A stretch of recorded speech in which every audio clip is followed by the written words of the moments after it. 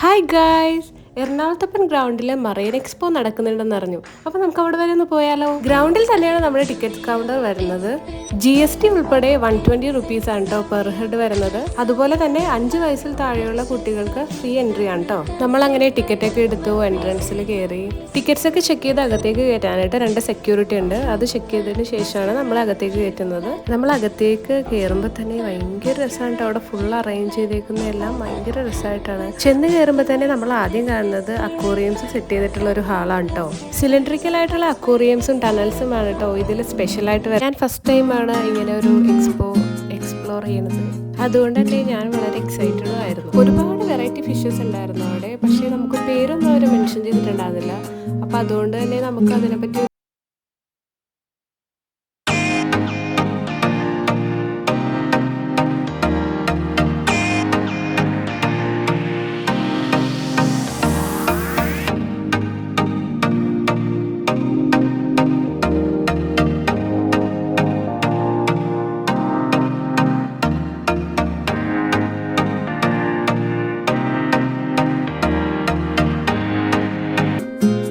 നമ്മുടെ തലയുടെ മേലെ കൂടെയൊക്കെ ഇങ്ങനെ ഫിഷൊക്കെ പോകണതാണ് ഭയങ്കര രസമാണ് കേട്ടോ. നമ്മളിങ്ങനെ നോക്കി നിന്ന് പോവും.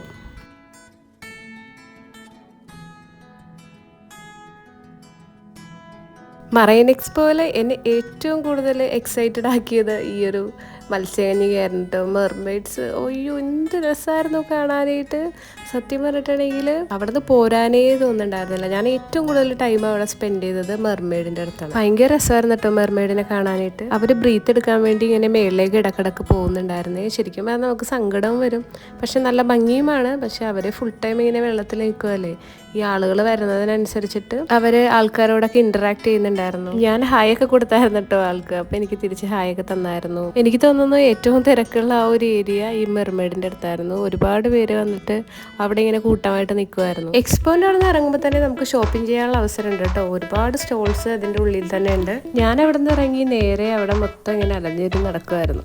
ഒരുപാട് അച്ചാറിൻ്റെ ഷോപ്പുകൾ, ചെടികൾ, കമ്മലുകൾ, ബാഗിൻ്റെ ഷോപ്പുകൾ, പർച്ചേസ് ചെയ്യേണ്ടവർക്ക് പർച്ചേസ് ചെയ്യുകയും ചെയ്യാം. കത്തികൾ എന്ന് വേണ്ട നമ്മുടെ വീട്ടിലേക്ക് വേണ്ട എല്ലാ സാധനങ്ങളും ആ ഒരു സ്റ്റോളിൽ തന്നെ ഉണ്ടായിരുന്നു കേട്ടോ. ഒരുപാട് മിഠായികളുടെ ഷോപ്സ് ഉണ്ടായിരുന്നു കേട്ടോ. പിന്നെ കോഴിക്കോട് ഹൽവ, അത് ഞാൻ കുറച്ച് വാങ്ങിയായിരുന്നു. പിന്നെ അതുപോലെ തന്നെ ഒരുപാട് നട്ട്സിൻ്റെയൊക്കെ തന്നെ വെറൈറ്റീസ് ഓഫ് നട്ട്സും കാര്യങ്ങളൊക്കെ ഉണ്ടായിരുന്നു. പിന്നെ രാജസ്ഥാൻ അച്ചാറുകൾ, അതിൽ ഹ്യൂജ് ആയിട്ടുള്ള ഒരുപാട് ഐറ്റംസ് ഉണ്ടായിരുന്നു. പിന്നെ പഴയകാല മിഠായികളുടെയൊക്കെ ഒരു ഷോപ്പ് ഉണ്ടായിരുന്നു.